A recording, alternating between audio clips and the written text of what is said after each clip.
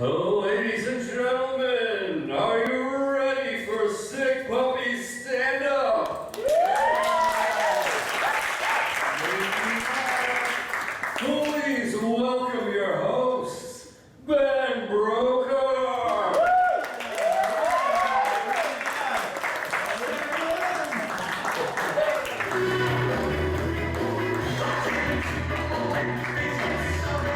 Thanks, you guys, for the enthusiastic applause. That was not me introducing myself, by the way. How's everybody doing tonight? Welcome to the show. All right, you're very enthusiastic. It's a great, enthusiastic, happy crowd tonight. I see we're all in a good mood. Yeah, raining. Nice, good, okay. Are the kids still in the crowd tonight? Did they leave? The children, they left? Okay, I was going to warn you guys that there are kids in the crowd, and we do some, maybe a little bit dirtier material, but we didn't want you to feel bad if you saw some kids in the crowd while I'm saying fucking shit and stuff. And they're okay with it. They know their parents signed off on it. They're fine, but they're not here, so whatever. So, God, I took an Uber for the first time recently. Have you guys ever ridden an Uber before? Yeah. It's like a cab. It's basically the same thing as a cab, but it's cool because it's like an app and it's new technology. And the cool thing about it was that I was talking to my driver, and and just hearing his story, I learned that he was a 43-year-old guy. He worked in a hospital by day. He was doing the Uber thing to pay off his medical school bills, student loans, and. The secret, he said, to his youthful looks that he learned in his work at the hospital was every day before he takes a shower as part of his morning routine, he puts on a Pepto-Bismol face mask. He was really serious. And I was like, this is so cool. I just met a real-life version of a one weird trick doctors don't want you to know ad from the internet. And I found it... It's so exciting to me. I was like, yes, this is so cool because I know that I'm very close to meeting hot singles in my area. Yeah. Which is really exciting. Hey guys, welcome to the show. So, I really do need that Pepto-Bismol face mask because I'm getting older, which is not fun. The hair that used to grow on top of my head has shrunken down inside of my skull and now just shoots uncontrollably out of my nose. It's not great. I didn't imagine myself as a kid, being an adult, looking in the mirror with a little pair of scissors, trimming all that. I didn't think that was going to be part of my morning routine. Boy, yeah, it's not great getting older, So the hair thing, I can't eat what I want to eat anymore because I'll gain weight really quick, but on the bright side, I did find out that a friend of mine owns a storage unit that's completely empty with the exception of a giant tire just in the middle of it. So I'm going to be starting CrossFit soon. It's a good workout regimen. Another thing that I find infuriating about getting older is the fact that the rapper Drake is younger than me. It just really, really angers me, and I'm not quite sure why. Are you guys familiar with Drake? Yes? Okay, because I'm going to, talk about him some more later. So, gotta make sure you guys know. It's, so it sucks getting older, but at the same time, I kind of want to embrace it and just say, I have to accept it and wear shirts with buttons on them and leather shoes. I don't want to have, people have, I think, false nostalgia. They kind of want to force the rose-colored glasses on and say, oh man, that cartoon from when I was a kid was so great. I don't want to try to relive that stuff, and I don't want to go on the Blues Clues booze cruise as an adult, That joke was for the kids. Unfortunately, the kids. But I was like, that joke is specifically for them, and they're not even here to appreciate it. Man. So, what I really think it is that makes me hate Drake, or not, I don't hate Drake, but I hate the fact that he's younger than me, and he's had so much more success in life, and I had to give up on my dreams of becoming a half-Jewish, half-black Canadian rapper to get an office job, which is the worst. I was not cut out for the 9-to-5 office job lifestyle, you have to deal with people. I have to deal with people that I would never want to deal with outside of the office environment, you know, like the people that are like, oh man, Ben, dude, I made the greatest chili the other day. You should have had some. It's so good, man. You know, the secret is you put a little hot sauce in there, you put a little cayenne pepper, you put a little molasses. I'm like, oh, so the secret's the recipe. That's great. People going, oh, Ben, don't you have a birthday coming up? Like, yeah, I always have a birthday coming up. Everybody always has a birthday coming up. It's not, you know? Or the conspiracy theory guy who's like, hey man, you know there's no such thing as airplanes. We don't really have that technology. You know that, right? Like, when people think they're riding in a plane, they're really just in a really fast train. They're just putting on the illusion that we're flying. Like, that's the craziest thing in the world. Like, people believe these weird, strange conspiracy theories that are like, I just, how do you think that this is a true thing, you know? Like, and I don't want to say that I don't believe in some of that stuff too. I do think that there's, you know, some conspiracy theories that have weight to them. I really do think that the government puts a chemical in the water supply that makes women not want to have sex with me. That's the only possible explanation for that. But, like, the best one, I think, is, have you guys ever heard the one where they say if you fold a $20 bill the right way, it looks like the Twin Towers? You can see the Twin Towers flaming, like the smoke coming out of them and stuff. Like, people think that that's a real thing. And I'm like, do you know they made those bills like many, many years before 9/11 even happened? Like, do you know the coordination that there would have had to have been between like the Treasury and there's all these people? Like, there had to be an Illuminati meeting where they're talking about this thing that's going to happen 5 years in the future. And like, okay, we got it all set up. It's going to be a controlled demolition. Steel beams are going to melt by the jet fuel. We got the scapegoats all in place. We're going to get that oil. Does anybody else have anything they want to add to this? And then just one guy in the back of the meeting. It's like, do you guys ever read Mad Magazine? What? Jimmy, what are you talking about? You know, when you fold the picture on the back page, and it looks like another picture after you fold it? What does that have to do with what we're talking about here? Like, I want to do that with this, you know? Like foreshadowing, like they have on Breaking Bad. And if you guys don't think that the Illuminati had Breaking Bad way, way before we did, then you need to wake up. They had access to it. It's just the craziest thing, and I have to deal with these people at work. Boy, man. But you know what? I did just get a promotion recently. That's a real thing. Thank you. I genuinely did, because I do still want to do a good job. Like, I hate my job, but I don't want to be bad at it. You know what I mean? Like, even if I worked at a gas station, I would still want to do good at my job. Like, if I worked at a gas station, I still wouldn't sell beer to the guy who's obviously just 3 children stacked inside of a trench coat. You know what I mean?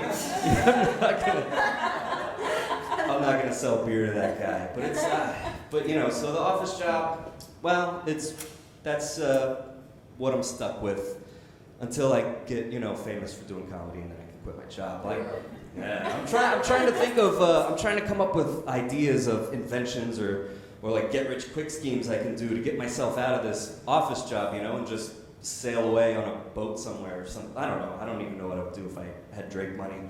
But like, one of my ideas is I could become a dating coach, I think. Because I think I have some good advice for guys who are dating women, you know? Sir? Harris? Single? Yeah? What? Really? That's a good, like, that's a good angle to use, man. I don't know. You get some girls, I actually used to have a manager. I used to work at a Subway.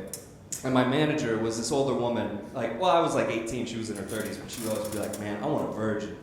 And all the guys at work would be like, what about me? And she's like, you ain't a virgin, like, get out of here. She didn't even believe us, but yeah, it's good. But like, but my thing is, I have some good dating advice, I think. Like, guys, if you ever are dating a woman, don't ever send her dick pics until she's seen it in real life. Is that true? Like, women? Because you take it from a certain angle and it's looking pretty good, you know what I mean? And then they're gonna be disappointed. Like, Tom Cruise on the movie screen might look like he's 6 feet tall, but he's only 5'4", you know what I mean? Like, you want to keep expectations low. Keep them very, very low. Like, if you ordered a medium pizza and the pizza delivery guy shows up with a small, you're like, what the, I got ripped off. Like, what, but if you ordered a small pizza and a medium shows up, it's like, ooh, bonus. Yeah, so I can tell by your laughter that you think I'm going to be working my office job forever. The real invention I think that's going to really get me, like, out of this and like diving into a Scrooge McDuck pool of coins is, my invention is, it's a giant, wide-brimmed black hat that you're going to wear to funerals, and it's called the sombrero. Still think I'm gonna be at my job forever, huh? I gotta get out of that job, man. It's just, I gotta deal with those people, and I don't want to look bad at my job either. Like, I know how I see other people, so I'm like, I know that they're probably looking at me the same way, you know, and I don't want to look like a jerk at work. The worst, when I first started at my job, it was the worst thing.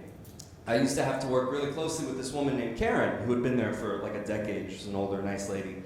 And we used to have to work really closely together. And one day, they called a meeting, and they told us, hey, listen, the process for what you guys both do is going to be changing. It's going to be streamlined. It's going to be great. I'm like, okay, this is cool. The only problem was Karen had called out sick. So I now have to be the guy, when she comes back to work, who's been there for a month, and I get to sit her down and be like, all right, Karen, you know, things are going to be a little different around here now. Like, don't worry, if you have any questions, you can come to me. We'll get through this together. I can tell you anything you need to know. I'll train you. It's fine. Like, just thinking about it now makes me shudder. Like, this is going to look like such a jerk, right? So I'm dreading this moment.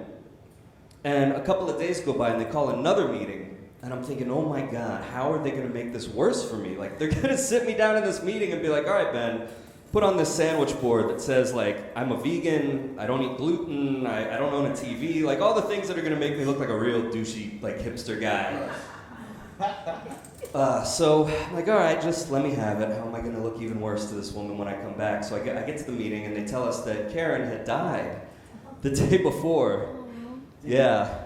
Yeah. But my reaction was to just go, whew. I just dodged a major bullet. Like, that was, whew. And now I'm gonna get to sell some sombreros.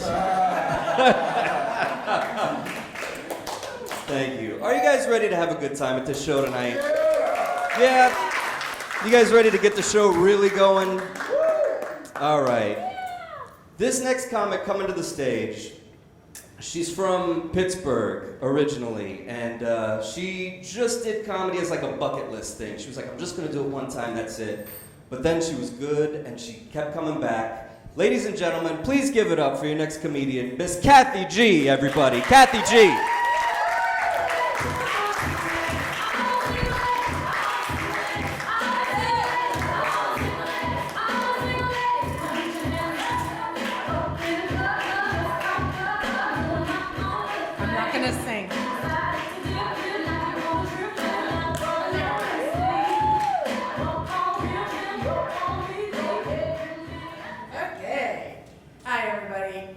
I'm so glad you're here because I wanted to tell you a little bit about my life in the sex trade. So, it started a couple of years ago when a bunch of girlfriends and I decided we'd go down to the porn store because I needed a bob. You know what a bob is? It's a battery-operated boyfriend. Oh, and I forgot to tell you, I needed the battery-operated boyfriend because my husband died, but that's okay. So, we go to the porn store, and I thought it would be, you know, smelly and stinky and disgusting, and it was. But what really shocked me was the marketing. I thought everything would be very plain, you know, in a plastic bag or something horrible, and it wasn't. They had, you know, Jenna Jameson's clips and nip clips and as I walked around, I just kept spasming every time I looked at what was hanging on the shelves. So, we went shopping. You know, we looked through the shelves. And I got what I needed, and then the real humiliation of going to the porn store begins because you have to go to the checkout. And big surprise, you can't return anything to the porn store, right? Because really, who would, you know? So you go up to the front, and the registered sex offender is up there next to the cash register. He's got his little certificate. And he takes what you buy and puts the batteries in it and makes sure it works before you take it home. So now you're standing there with every perv in the porn store while this guy's got your bob going, checks all their.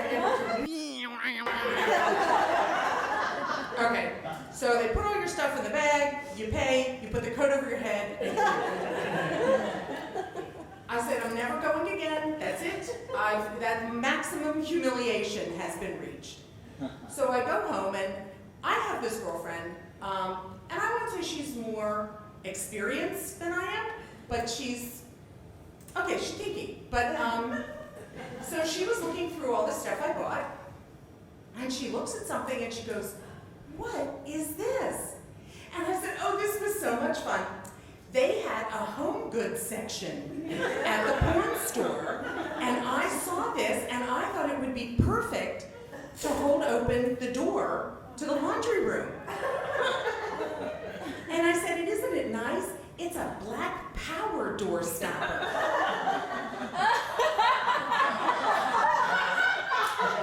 It's not a door stopper? What is it?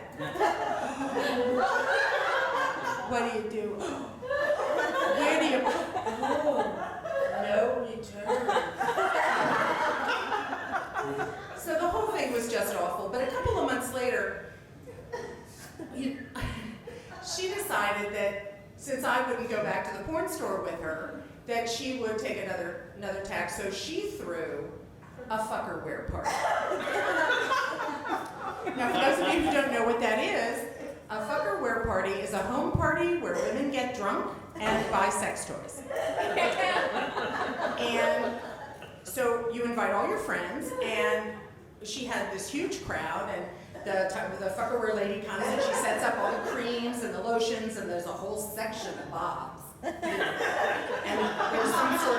there's some sort of stuff in the middle that I think I saw in a movie about the Spanish Inquisition, but I'm not sure. And so she starts, everybody's pretty lubed up. We've all had, I didn't, I meant, I had a couple of drinks. So she starts her presentation.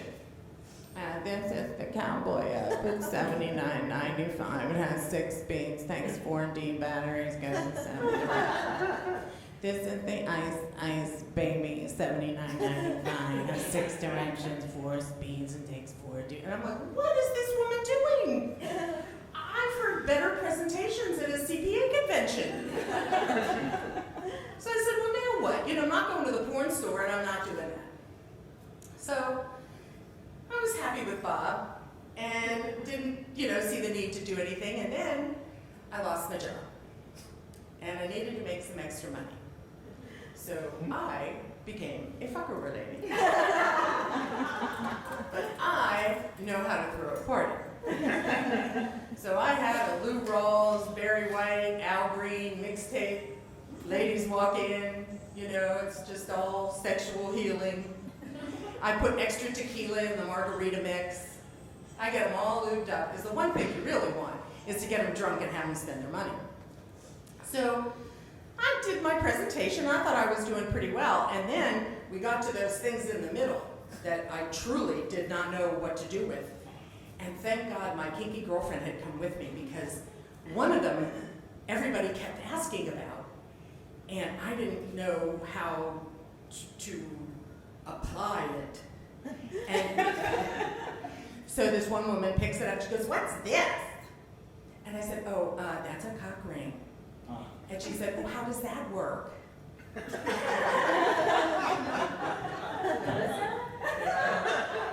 So she stands up like she's giving a speech at the PTA and picks up Mr. Money, which is the name of the anatomically correct model that you use to demonstrate something.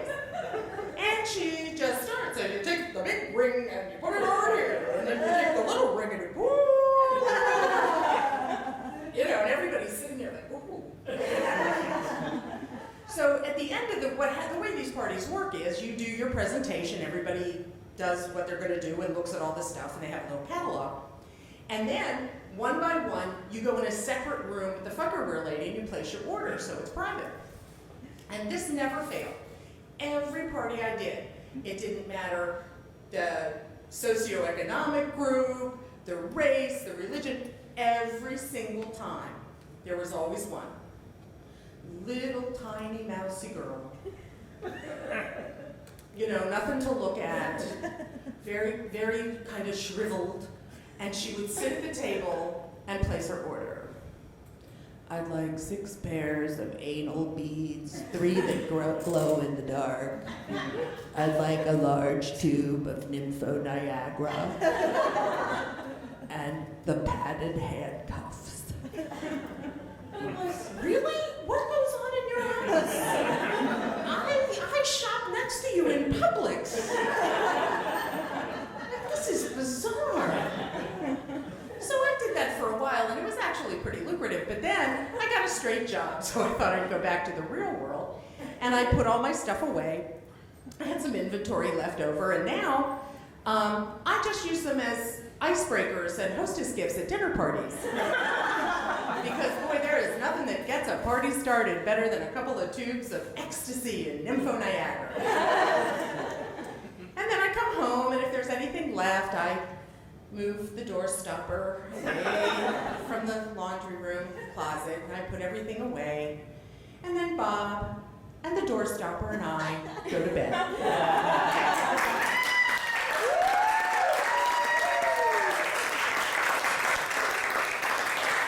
Keep it going for Kathy, everybody. Kathy G. She's awesome, man. I love Kathy G. I'm gonna try to see what she's doing after the show. This next comedian coming to the stage, he, let's see, how did he introduce me? I'm trying to think of how he did it. Basically, I feel like this guy's sort of the bizarro version of me, and you'll see what I mean, because I feel like I'm the minus to his plus. Ladies and gentlemen, please give it up for Plus Pierre, everybody. Plus Pierre!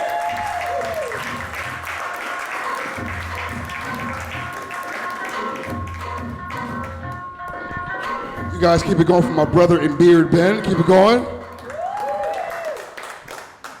How the hell are you guys? You guys doing good? I'm happy to see you guys, man. Hey, you taking pictures and stuff? Can I pose? Is that cool?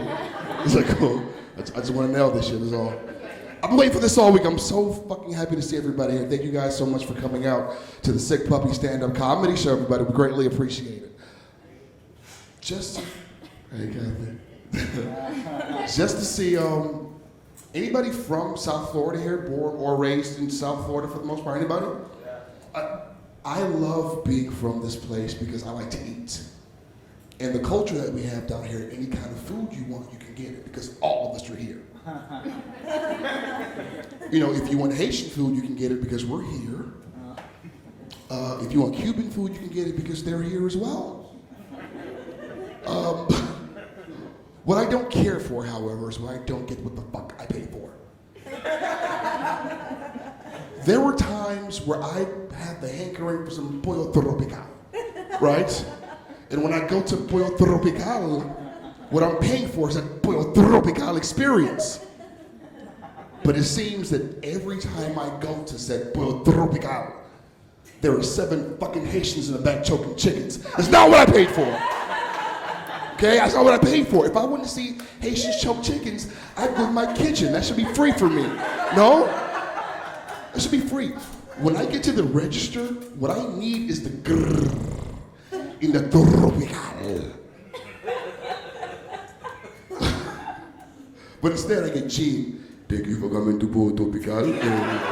Do you want the choppy chop? What is a choppy chop? Look at Juan. I want Juan. it's disgusting. Ew.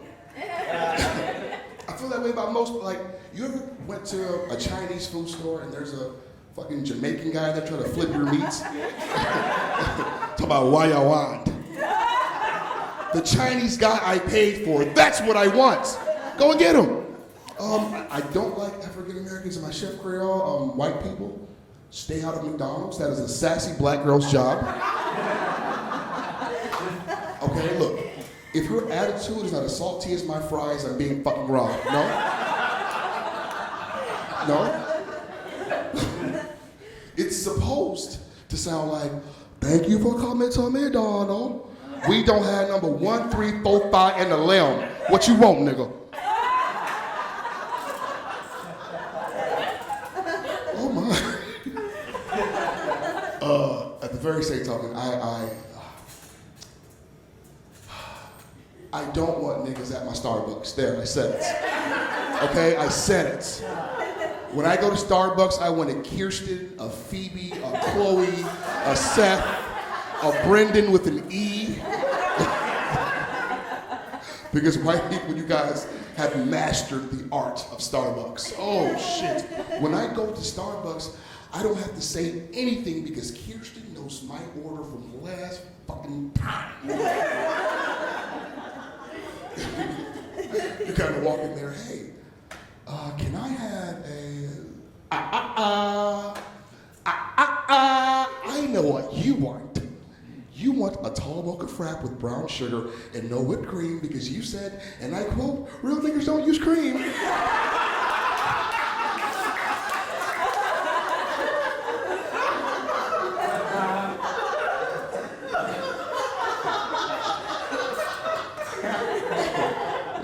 Give a nigga banana bread too while you're at it. Go on.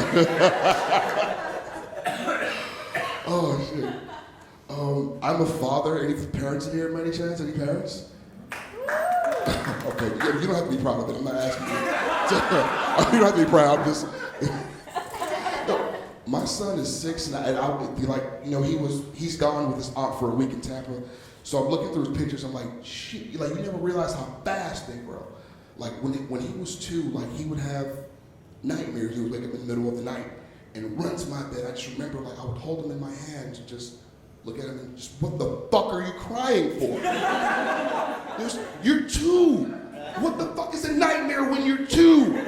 What are you dreaming about?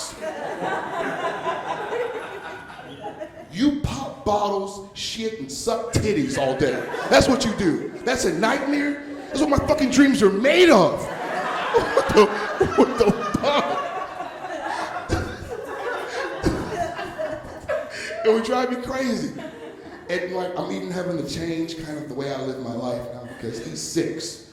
You know, he's getting older, he's asking questions. You just can't kind of say shit to him because monsters did it. Now he wants an explanation. You know, he wants a reason.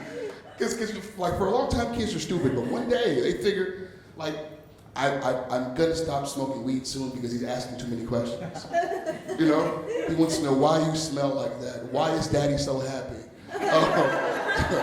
Daddy, why are your eyes red? It's because I've been crying, son. Daddy is so sad.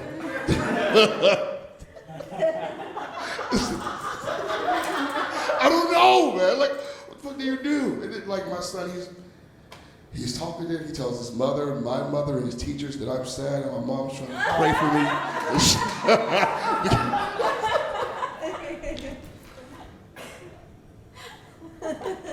He's learning how to read, so I can't even let him play games on my phone anymore. No, because look, dick is a 1-syllable word. He can sound that and I'd hate for him to see the pictures I have of his mother and that shit. That'd be. It's where you came from. Those are your roots.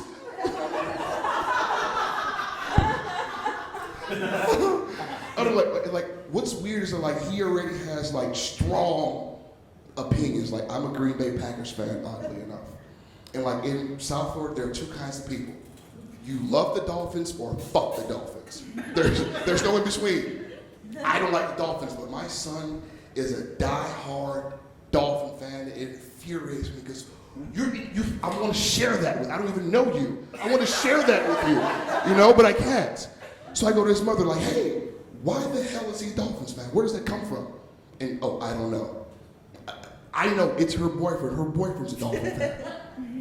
So I said, fuck, I'm just gonna go to his house and just settle this shit. Fuck this. Look, I'm sick of it. So I go to the damn house and I bust in the living room and there he is holding my son. I'm like, hey! Take that fucking Dolphin jersey off my son right now. Take it off. No, it's kind of so-so. I appreciate that pity laugh. It was so polite. It was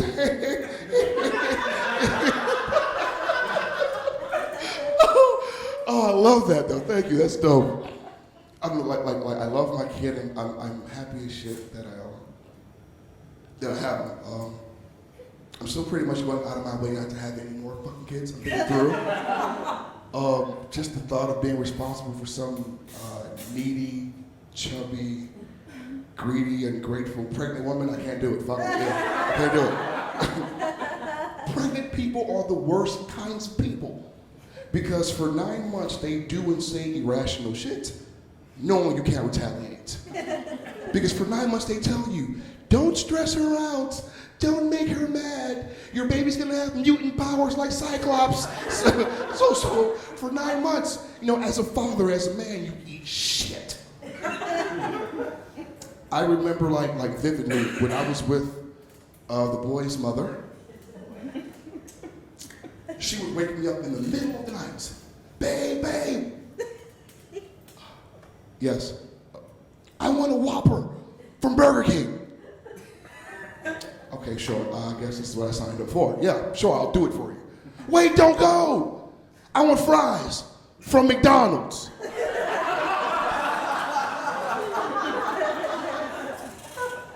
Stupid. But I'll do it. Wait, don't leave. I want a Frosty from Wendy's. Anything else? That you would want anything else? Yeah, can I have a straw from Dunkin' Donuts? Fuck you get nothing. Go to the damn. You know what I've also come to learn though? Is like the pressures where like the definition of good mother is so far from the definition of a good father. You know, like to be a good mother, you have to be a protector, an educator, a lover, just so many things. To be a good father, you just have to fucking be there.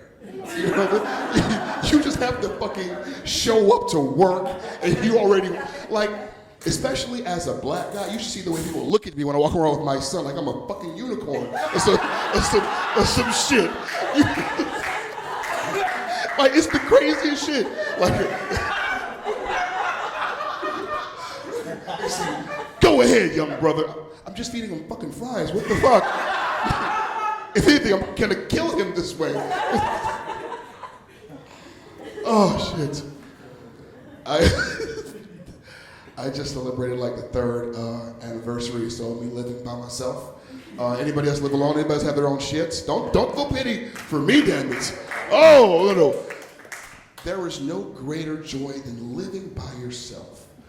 Prior to this, I had a roommate, and you have to share your toilet paper, your forks, your couch, and you can't really even fuck ugly people in the daytime. Because your roommate's right there to judge you, bro, come on. That's not fair. You know, like for a woman, the walk of shame is leaving a man's house in the morning. For a man, is having to fucking walk Quasimodo past your roommates in the middle of the day. It's embarrassing. Huh? Let me tell you something. When you live alone, you get to march those ogres in, you march Shrek out, and no one can judge you but Jesus. Huh? It's beautiful. What I do miss like about having a roommate is like whenever you want her to leave or go home, there's always a reason. You know? Hey, babe, my roommate's gonna commit suicide, you should leave. It's not a good time. Hey, babe, I just found out my roommate doesn't like black people. You should go. It's gonna get awkward in here, I don't know. Hey, babe, my roommate keeps saying something about Allah. It's pretty weird. I don't know, you should leave. It's gonna get weird in here. But when you live alone, there's nothing you can say to make her leave. So like when I want a woman to leave my house, I just get dressed for work. I'll put on my work pants, my work boots, my vest. Are you going to work? Yep, they really need me, bitch. You have to go. You have to go. But I don't understand. It's 2 a.m. The grind don't stop. Get out my house.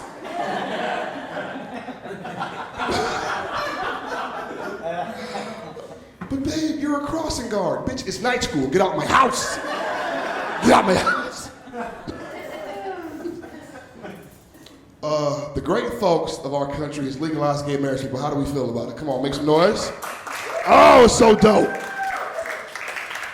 Let me tell you, my mother called me freaking the fuck out, and it was so good. she called me, you saw that, they can do it. They can do it now, they can do it. I'm like, Mom, settle down. They can do what? What can they do? Oh, you know, they can be gay now, they can be gay. I'm like, you think they were waiting on this shit to be gay? It's so adorable. Like in my mom's mind, the people just waiting. I can't wait till this shit goes. I'm gonna be so fucking gay, you just wait.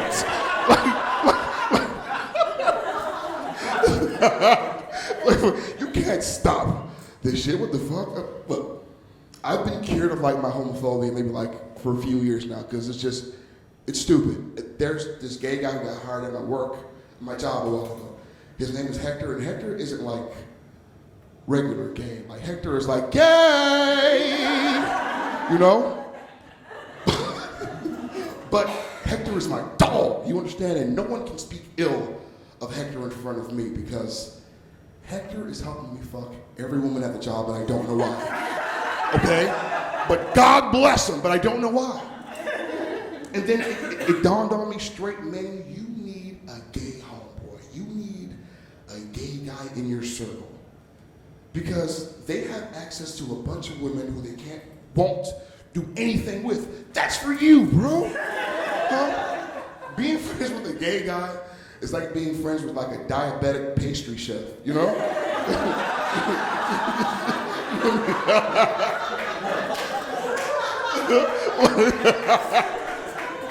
Like, you are not gonna eat the pie, it'll kill you. Give it to me. Give it to me, you know, it's only fair. Right? I need that pie, you see? Until one day Hector says to me, hey, Plus, you've been fucking all of my friends all the time.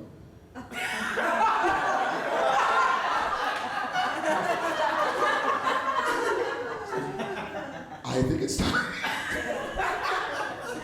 that I fuck your friends. I say, whoa. Wait, Hector, I appreciate, you know, the sentiments. However, none of my friends are gay. Hector then says to me, well, someone's getting fucked, you decide.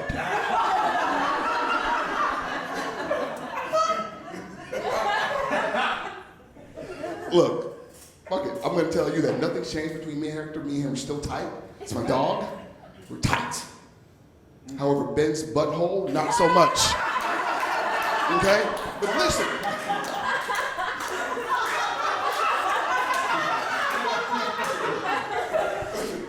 Life is about sacrifice, you understand?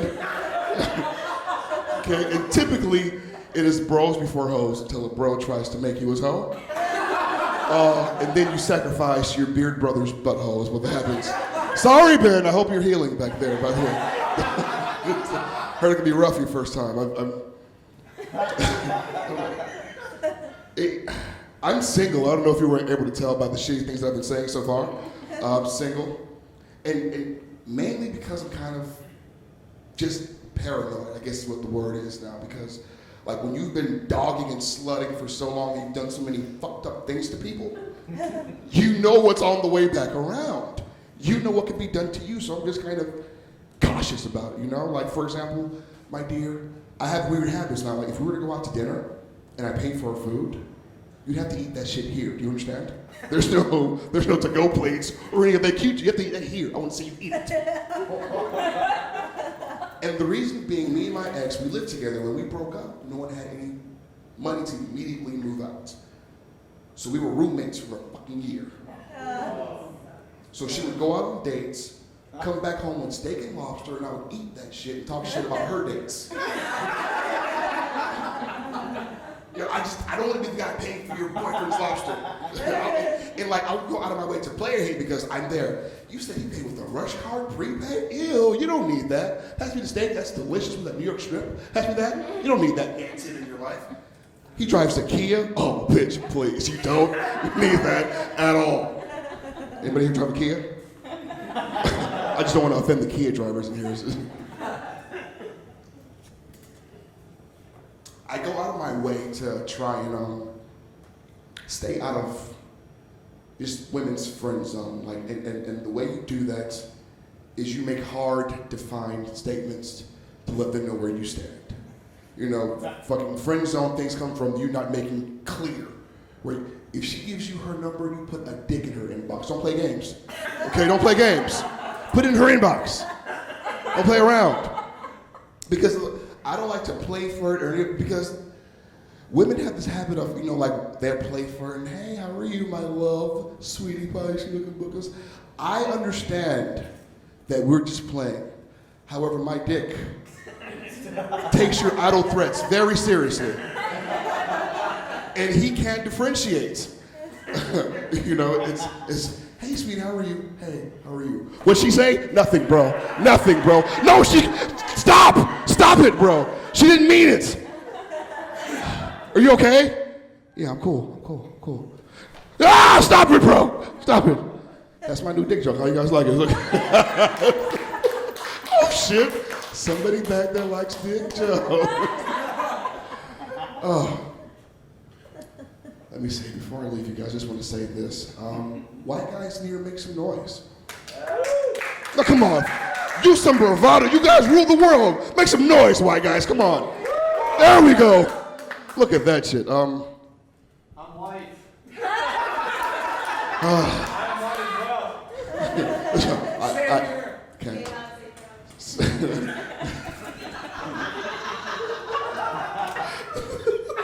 I'm white and I'm proud.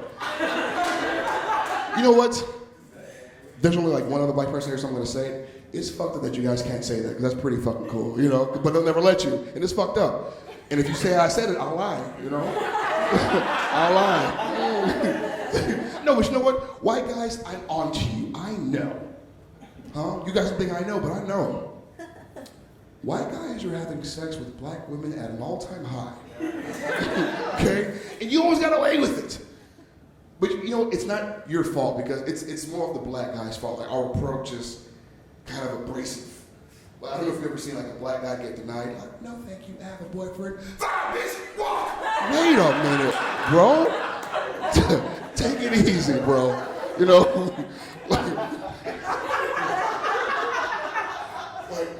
like white guys are like, majestic is the word? Like majestic birds? Because you guys have a hair flip. Hi. I want this shit so bad. Hi. My name is Seth. And I can show you the world. Shining, shimmering, splendid. And literally, that shit's magic. The black girl see it. Bitch, he said he gonna show me the world. Ooh, bitch, I've never seen. Let me tell you something weird. It's not even could be a joke, we'll see. Fucking, like, I work at a job and they had like open enrollment for like, you know, medical benefits and blah, blah, blah. So I had to pick like a doctor. And the two closest doctors to me were a Dr. Brian Stieglitz, I think, and a Dr. Keisha Robinson. Look, the black guy in me really wanted to pick Keisha. I am not going to fucking Dr. Keisha. Fuck you, I'm not doing it. I'm not going to Dr. Keisha. And because she's a doctor, I know she's not a Keisha, but fucking still. like, I don't want to go there. And should I feel bad that your mother called you fucking Keisha? That is, look. When you name your daughter Keisha, or one of the shitty variations of Keisha, Shakisha, LaKeisha, and all. I just had to vent there, I'm sorry. I just had to get that off my chest. So see, you can clap here because I won't judge you. However, outside, I'll lie on you. You see? You see how that works? Let me tell you. Like, I hate to even like watch the news. Like, the news makes me nervous because like you see so many like shitty, like weird images, and it's just you don't know what to believe in, and like they'll try to flip your brain, kind of like black guys are getting shot by the police at an all-time high, right? And they're marching and protesting, and none of that shit is working. So when that happens, you look into your history and you see, well, how did we fix these things in the past? And I got it. You have to get white people involved, damn it. There is no revolution without white people, is what history tells us. That's what history tells us. Huh? Slavery was ended because Abe Lincoln said, oh my God, they're doing what? No, give them their own water fountain or something. That's fucking awful. We can't do that. If I'm not mistaken, the Holocaust ended because other white guys said, oh my God, they're doing what? Come on, bro. Ovens are for cookies, not people. Stop that right now. Stop that shit. It's not fair. We can't do that to people. You know?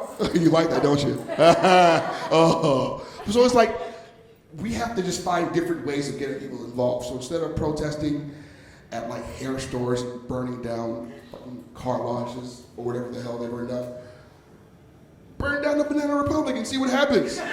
You know? See if they care, maybe. The next time a black guy gets shot, I'm burning down all the fucking Targets. I'm serious. Okay? I'm gonna burn down the pink berries. No more froyo. It's over.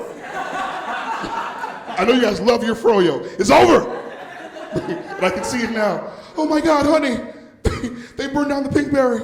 I can't breathe. I can't breathe. I can't breathe.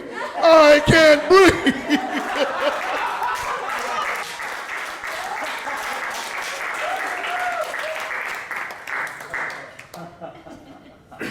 I'm gonna end there because that was groovy. You guys have been amazing. Thank you guys so much, man. You guys have a great night.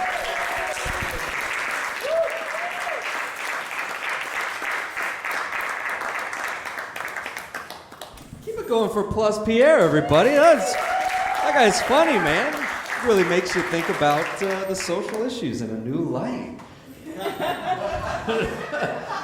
Are you guys having fun? You enjoying the show so far?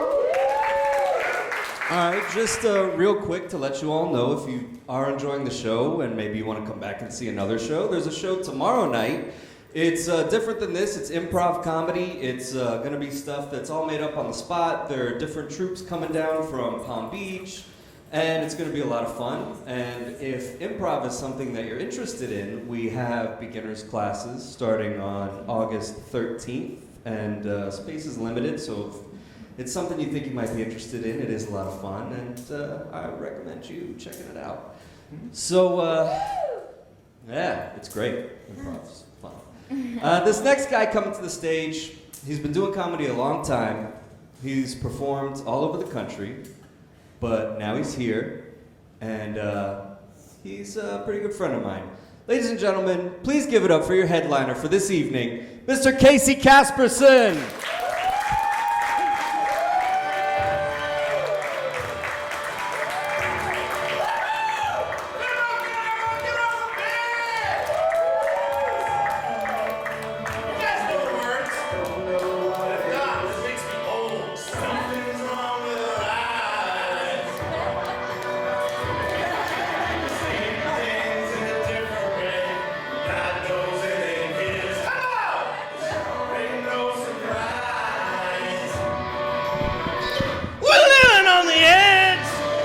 Karaoke for 45 minutes. Thanks, Gus. I'm not mad at karaoke. Wouldn't it be awful? You come out to a show, you're like, everything was good. The black guy said some racist shit. It was cool. And then the last guy looked like a dad and then just sang like 20-year-old songs.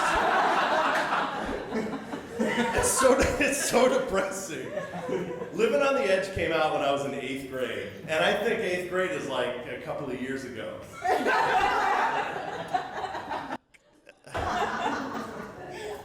That's the definition of thinking with your dick. Is what that is. Your penis just doesn't know age. You know, it's just like, no, man. No, 20-year-olds still look at you in a way. There's still a shot. I know you're married. And I know you have kids. And I know you dress the way you do. And I know you have like 3 chins. But you're going to slam some broads. That's what you're going to do. Stupid penis. And here's the other thing, too. So, I've been married for 8 years. And I've been with my wife for 16 years. We've been together almost half my life. I gotta go.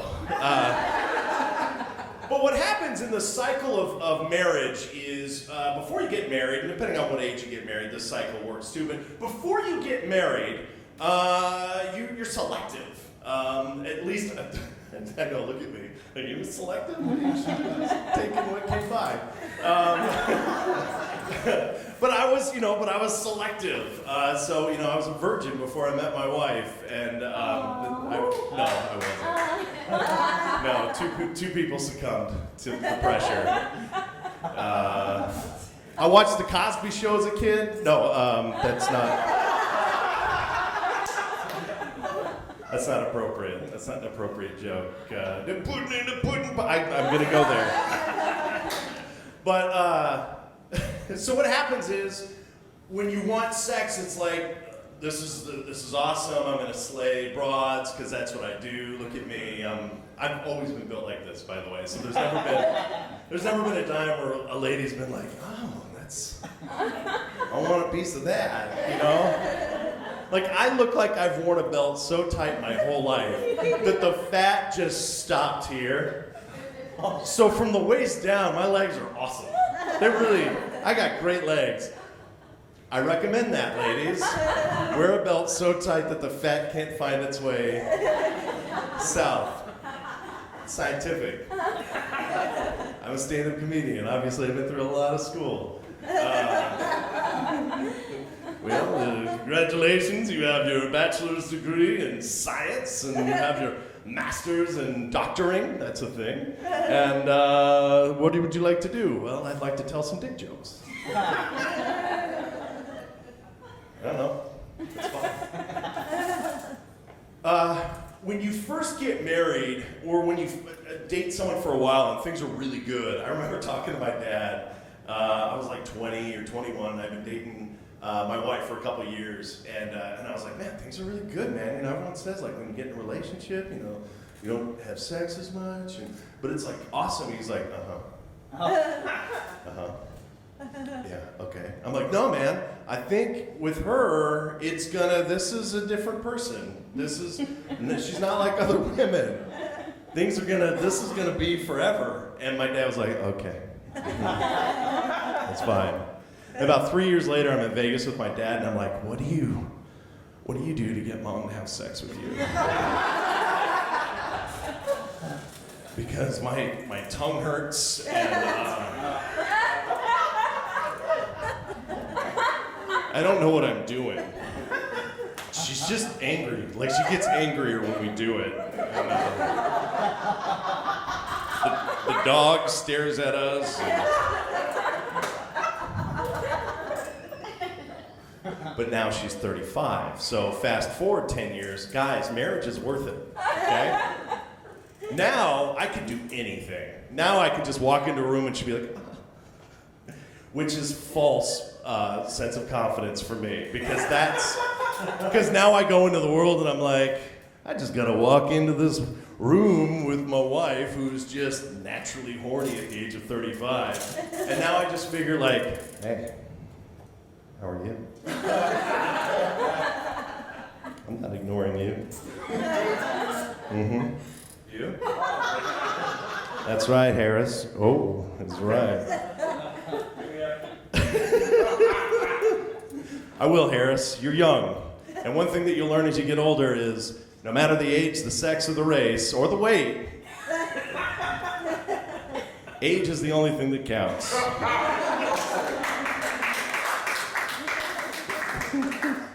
So I'm fat, and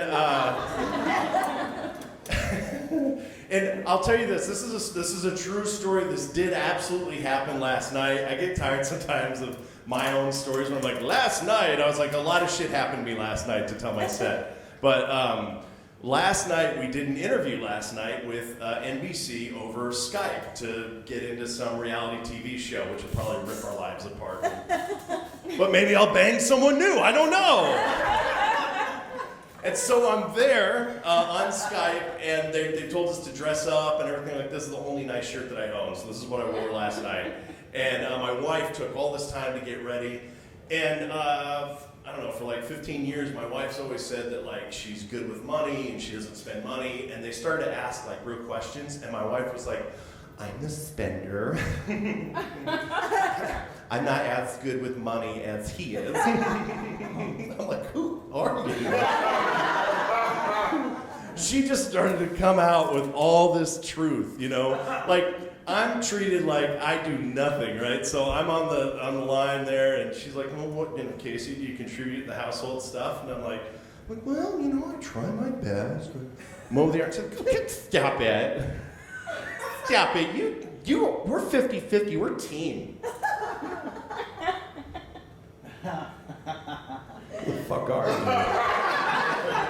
Like, if you ever met my wife, she's very quiet, she's very reserved, she has a crazy RBF. You guys know RBF? Resting bitch face.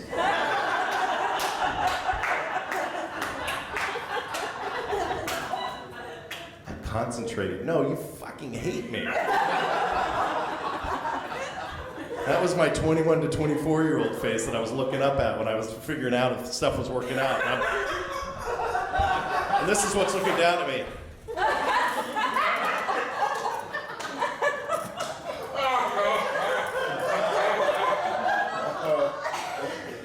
I want to see what's on TV.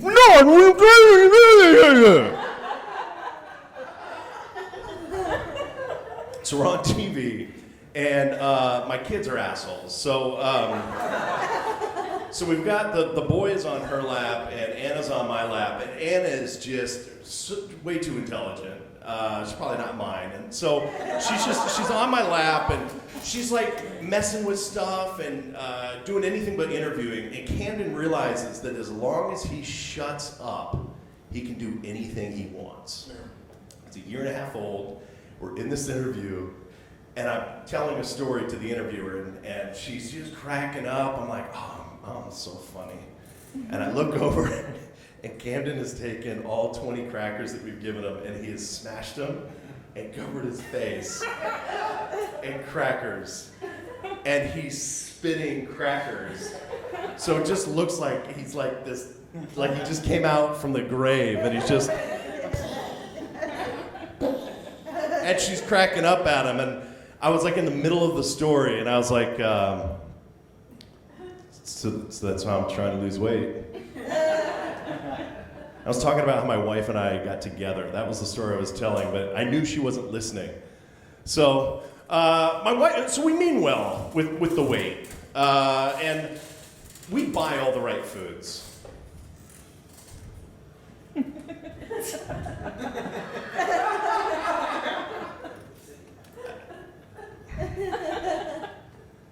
We throw away a lot of shit, you know, because at Whole Foods, Whole Foods gives you like a sense of empowerment. You walk into a Whole Foods with your cart, you're like, I'm fucking healthy. You get in there, you're like, papaya? I don't know what that shit is, but I need it. What is that? That's a price tag. Shit! I need that. Put that in there. What is that green stuff? I need that lettuce. No, sir, that's kale. Ooh, fancy. I need that. That's seaweed? You can eat seaweed? That's creative. I need that shit. You go to the meat aisle. I don't think it's an aisle. I think it's a counter. Now I'm just imagining walking down like Whole Foods, and there's just like, oh, boopity boopity, hey, hey. That was my Greek and Italian in one. And so I'm looking over, okay, so you go up and you go to the meat counter, and chicken breast is like $11.99 a pound. I'm fucking that chicken breast before I cook it.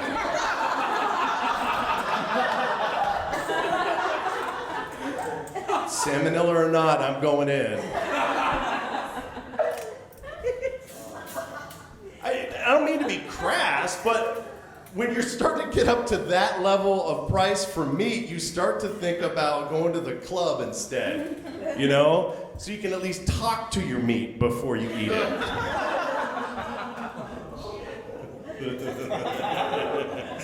Daddy, this one smells like college.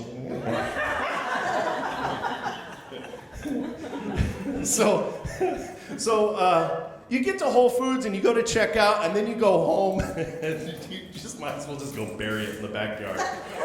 Because what happens every single day is I call my wife and I'm like, what do you want to do for dinner, babe? And she's like, well, we have a whole refrigerator full of food.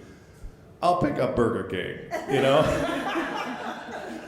And because we know how horrible that we eat, we always like are protecting the children as though we're exposing ourselves to radiation to protect our kids. So we're like, we're gonna get Burger King, and then she'll be like, well, what should we get the kids? I don't know, some of the shit we bought from Whole Foods. So my poor kids were, I don't know, have you guys ever tried to do pomegranate? Me, I've tried. The kids apparently don't like it, but I keep trying. And so you serve them all this stuff, and then I look at my daughter, because I'm that kind of a parent, and I'm like, you're gonna eat what I give you.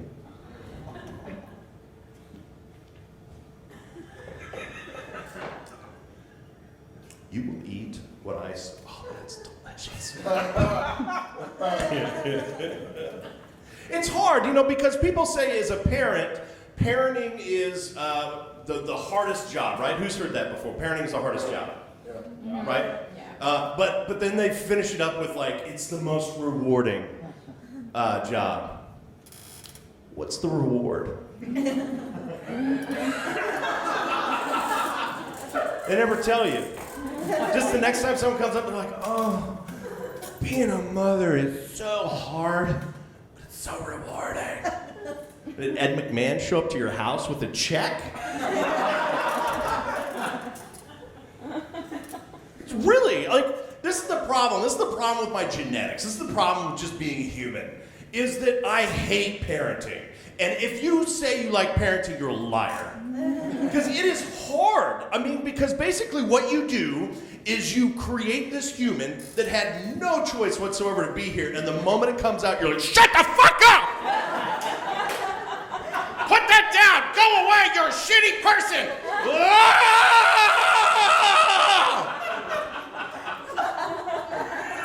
I'm gonna make you a good person!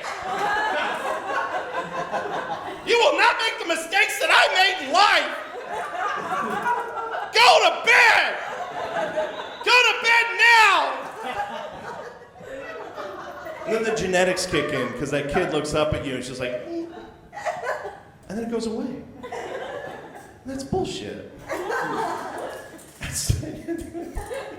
And people say, I know you love your dogs, Casey, but when you have a child, you will just find a new level of love. I have a new level of love for my dogs. It's after 6 months of house training. At 6 months of age, I can let these two living beings out the door to shit.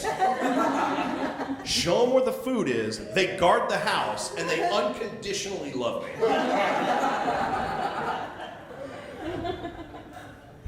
Who here's ready for kids, huh? No, it's good. Get ready, Harris. This is good. I know. Get started early because you need the energy.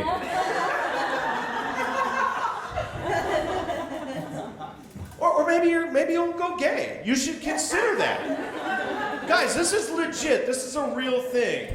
I wish I was gay. I do. Like gay people say, I really wish I was straight. No, you don't. Because all I want to do is hang out with like my best friend. Like that's all I want to do. Call up a girl to have sex with, and then send her on her way. But I just want to hang out with a dude for forever. And this is what's funny for me. There's a guy with a big fat dip in his mouth, and he's poured himself a huge Jack and Coke, and he's getting into his big red pickup truck that's like double diesel at 3 miles a gallon. And he's rolled up the window so that he can enjoy his own secondhand smoke as he's smoking a cigarette. Taking a bite out of a Big Mac, and as he's going down the dirt road off the side of a cliff in West Virginia, he's saying, "Gay marriage is gonna kill me."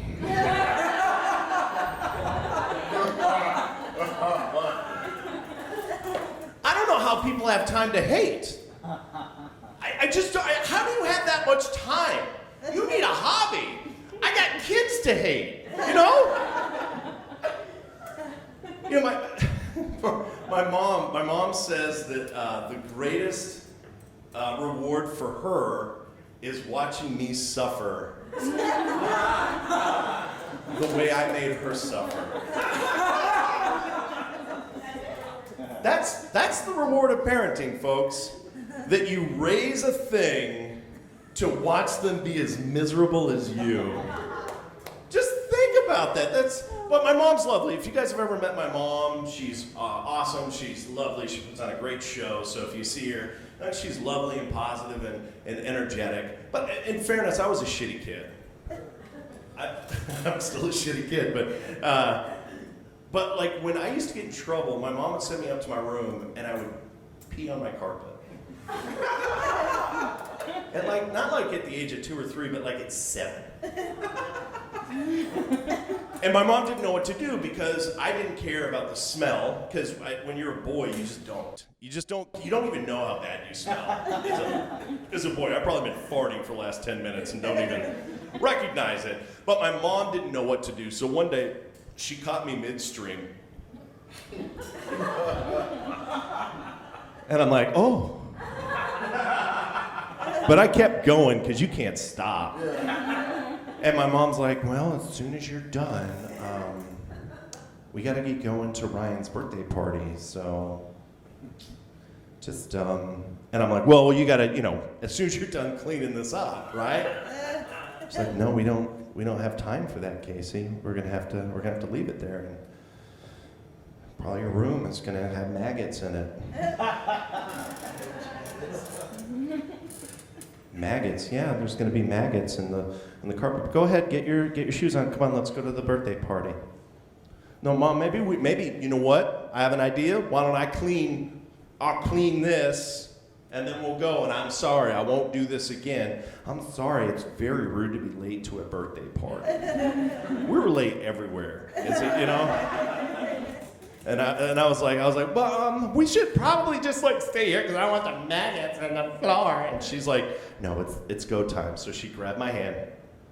We went into the car. And it was a 15-minute car ride to Ryan's house. And only my mother can punish a boy by taking him to a birthday party. Because we're in the car.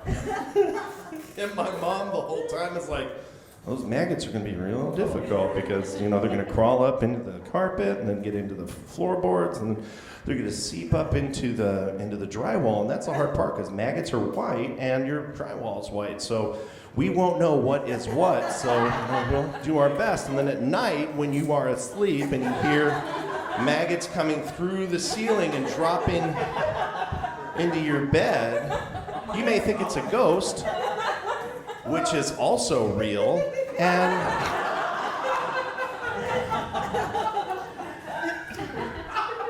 I'm just, Mom, I swear to God, if we just go home right now, you know what, we'll just skip birthday cake.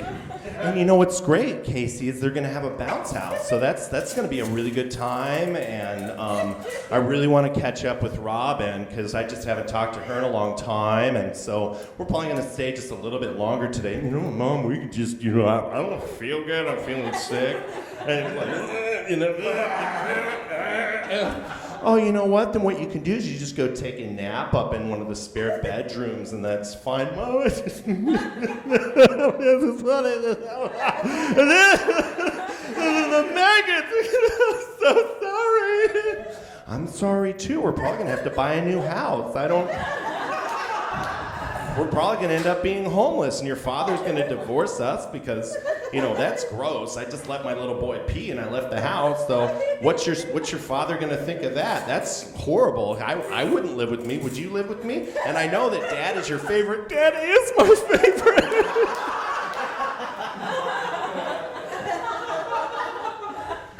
So we get to the party. It's not fun because as I'm standing there looking at this bounce house, now keep in mind this is like 1985, so this isn't like nowadays where every birthday party has a bounce house. Like if you go to any kid's birthday party, it's awesome, by the way. It's $100. You rent a bounce house. I should plug the bounce house company here because they would get so many sales out of it. But it's $100. But back then you had to be like wealthy to get a bounce house, you know? Like you had to kill somebody to get a house. So in 1985, so there I am, I'm standing up there. And bounce houses, by the way, to this day are my favorite thing in the whole world. I just love bounce houses. But then I saw Victor was at the party. And Victor often wets himself. And I was not gonna get maggots on me in that bounce house. And the hard part about being a shitty kid and pissing yourself and your room at the age of 7 is you cannot tell your friends what's happening in this situation. Like you can't be like, my mom's being a real bitch. And then be like, well, yeah, why? And for me to be like, well, I peed in my room. So it's like this secret that I have to keep to myself as I'm eating myself from the inside out. My mother also told me that the cake, if it gets the smell of urine, there are organisms in the cake that will crawl out and eat my stomach from the inside out. So it might be best not to have cake at the party due to the circumstance. All the kids are running around. And if you've ever seen any movie ever where there's a montage of a guy that's really sad walking through like a city where everybody's happy and in love, you're like, everything's going really fast, but there's just the guy like this.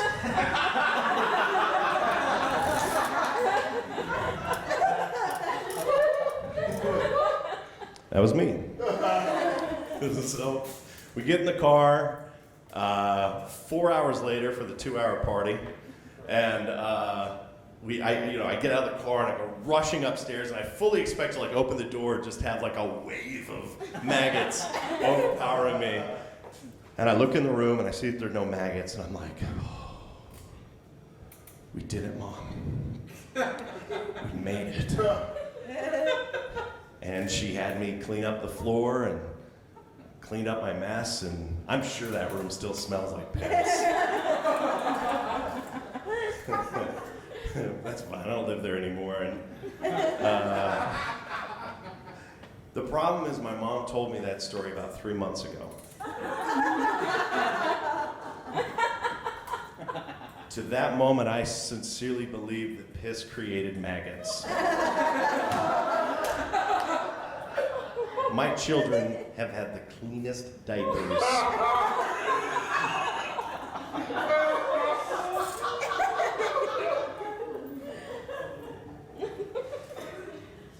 How you guys think of my mom now, huh? No! Damn it!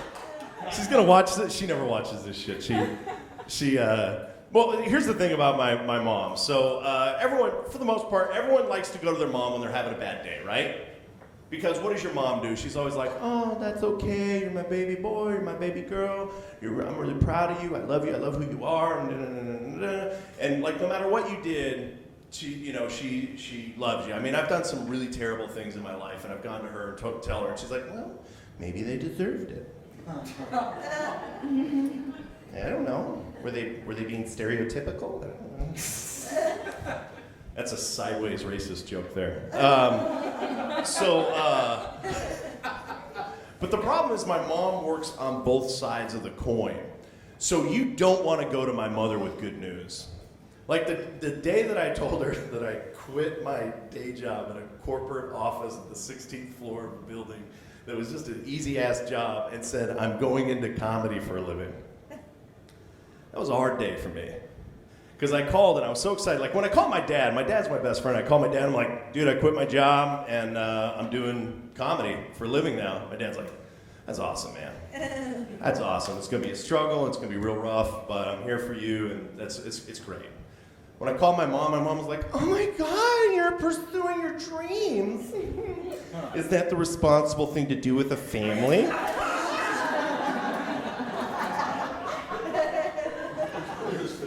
Is that, do you like that? Is that something that you should do? Or, are you set up? Because, the economy, Greece, and whatever.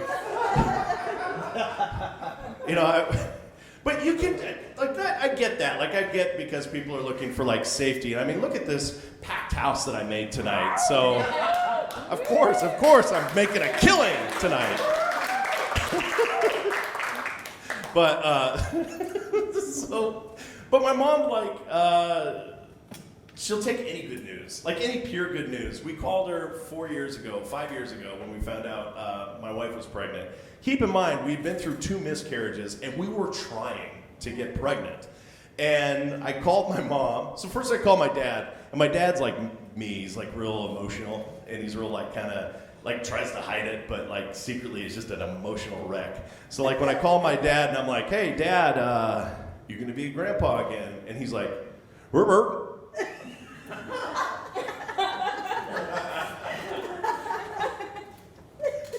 That's good news. I'll talk to you later. He bawled his head off, I'm sure. But I call my mom, and my mom's like, oh, that's such good news. But is now the right time to have a baby because of the economy?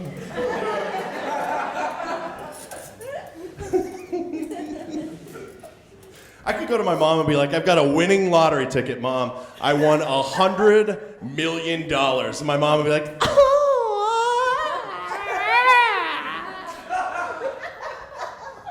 That just means you're going to drink more, isn't it?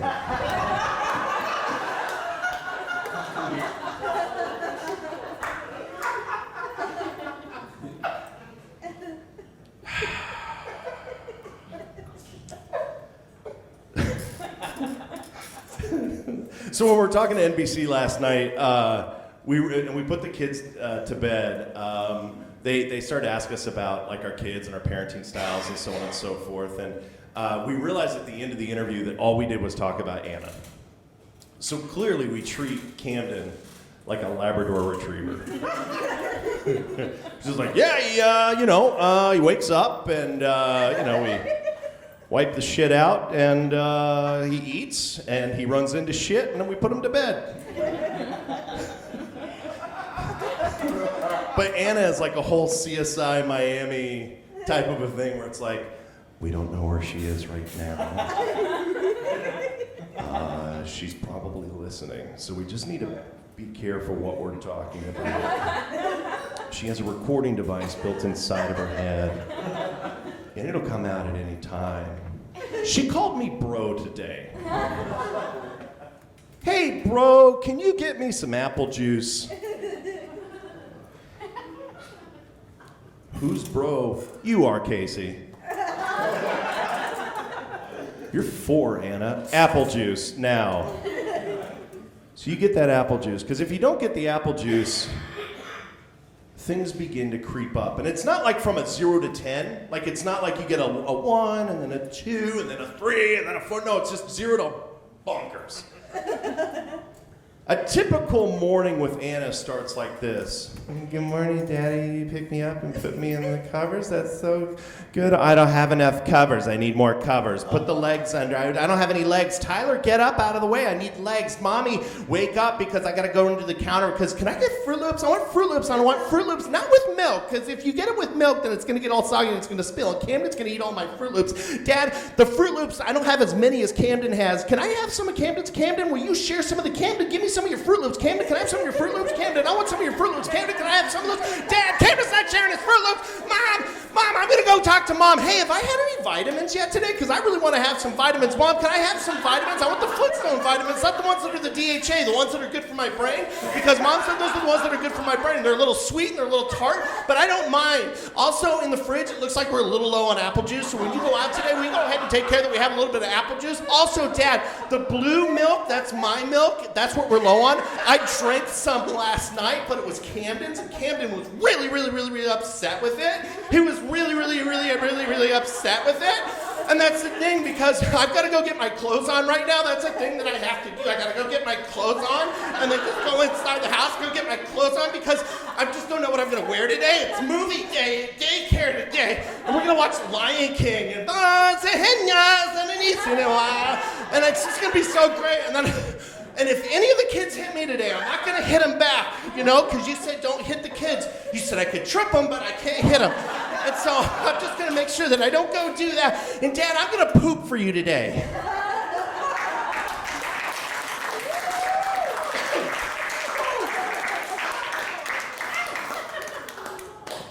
Because that makes you happy. Told my daughter 3 weeks ago, if you poop every day, that'll make me happy. And of all the other shit that I've told her.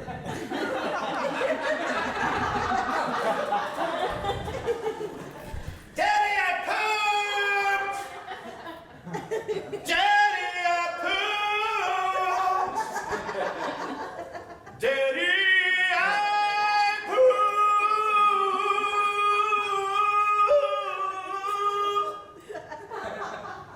No, Mommy, I want Daddy to wipe me. Daddy, I pooped. Daddy, I pooped. Because you got to go with the harmony, because that's your daughter that's singing at that moment. I say, oh. And then we have to talk about it. You got to look in it. That was a stinky one, Dad. That was a stinky one, and I'm sorry. Well, why'd you invite me in? Because I wanted to show you.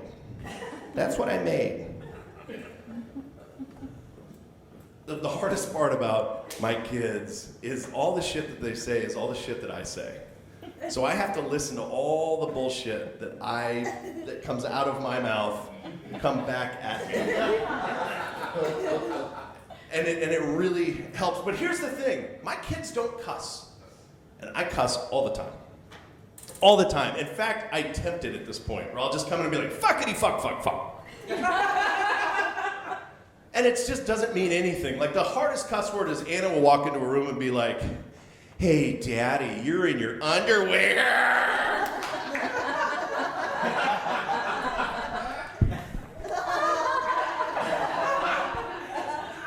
I don't want my kids to grow up with weak-ass jokes either, Get your ass kicked on the playground. Underwear. Like, if you came in and said, like, you're the reason your parents got divorced. What?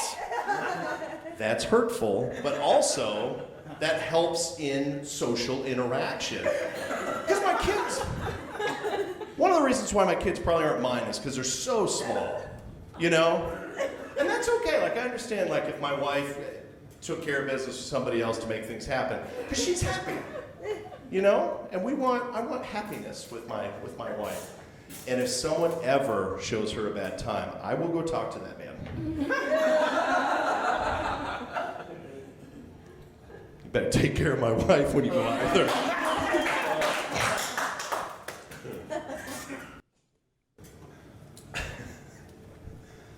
Oh, I hope nobody watches this.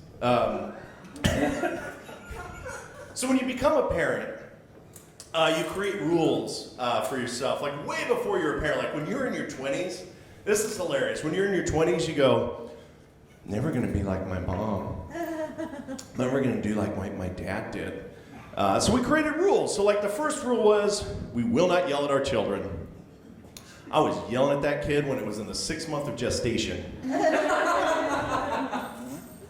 Why are you making your mom such a bitch?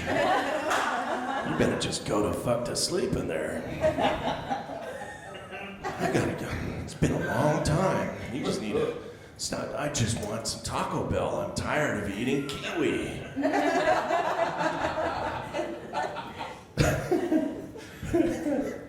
I don't know how many times I've yelled at my kid, but it's so difficult because you try to be cool, but when a little human just laughs in your face. Like, have you ever been in an interaction with somebody and you're just like, I'm mad at you, and the other person just goes, like, imagine Plus just laughing. Yes! Plus just laughing in your face as you're trying to tell them off. That's my kids all the time.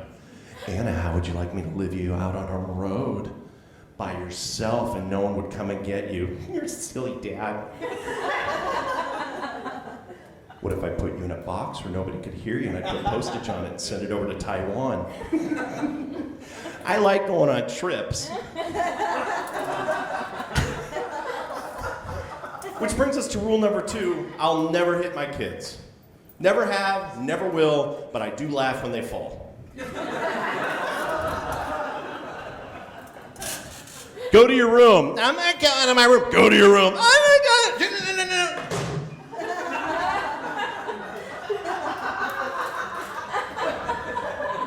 How'd that feel?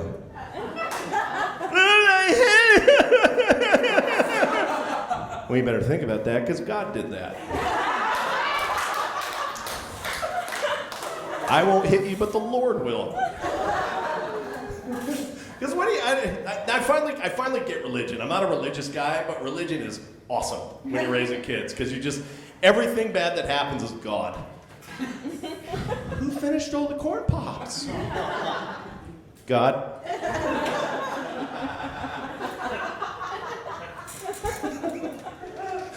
I don't know. We'll spend some money on therapy and take care of it, you know?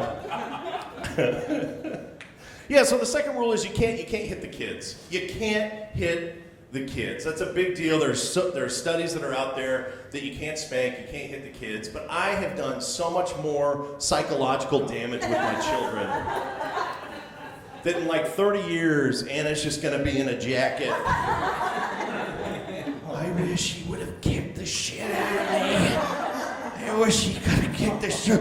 Oh God, I hope I'm not being sent to Taiwan again. Oh God. There was a day where it was basically I listed her on Craigslist. You know,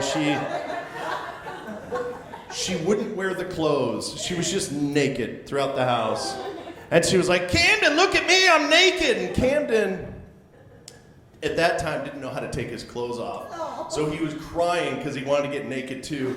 So it was hilarious because it looked like he was fighting himself as he was chasing his sister. He was just like,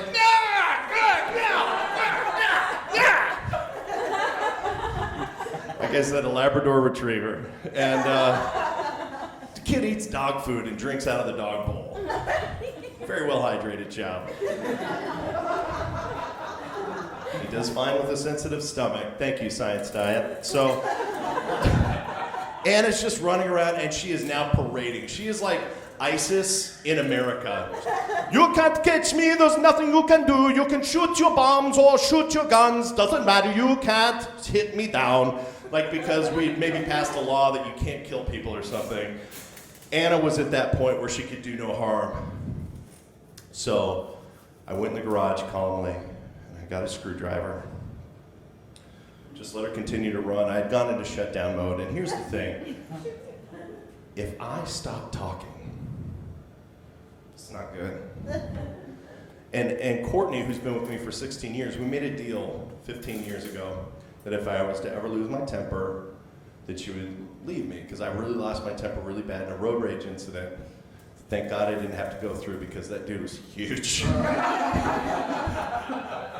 He pulled his teeth out and said, let's go. And I was like, nah, I'm gonna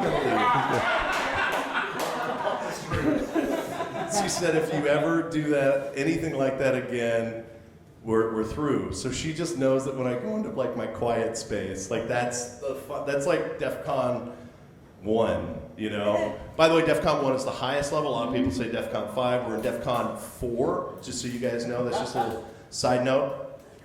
Is that right? I don't know. I just made a point of clarity, and I'm not sure if I'm correct. So what was I talking about? Kids? Quiet. Quiet space. So I've got the screwdriver. And Anna's like, what are you doing? And I was unscrewing the knob on the door and reversing it. And because what had happened prior to that is I had tied the doorknob to another doorknob, and she'd shoved scissors through the door somehow and cut the line. She's 4, guys. Isis could learn some things from my daughter. I flipped it, and all I kept saying was, "Say your goodbyes, Anna. Say your goodbyes." And she's like, she's going into our room. I call it my wife's room. Everything in the house is my wife's room, so we'll just say into the house. And so she goes in there, and Courtney is livid. And I was like, just say your goodbyes. And so Camden only knows like goodbye, so he's kissing everyone goodbye. He's like, bye, bye, bye. And I said, all right, Anna, go into your room. And she would gladly go into her room because she knew she could get out anytime she wanted to. And I just pulled the door shut. And I locked it. And right by the door, I grabbed Camden, and I grabbed Courtney, and I grabbed the dogs. And I said, all right, let's go for ice cream.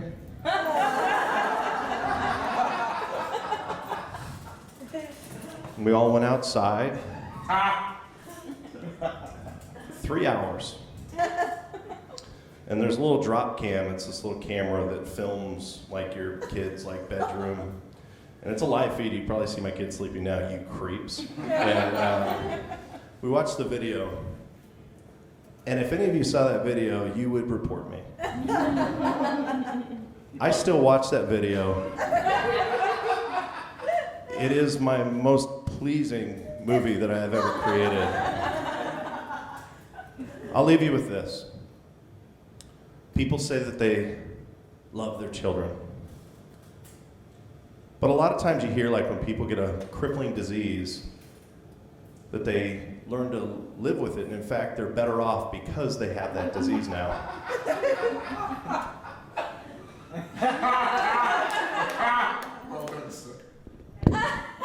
Good night, guys.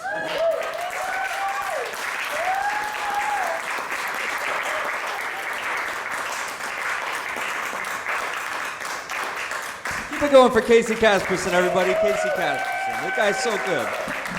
And that was our show. Thank you guys for coming out. I hope you all had a good time tonight. Hope you come see us again sometime soon. Thanks very much. Have a good night, everybody.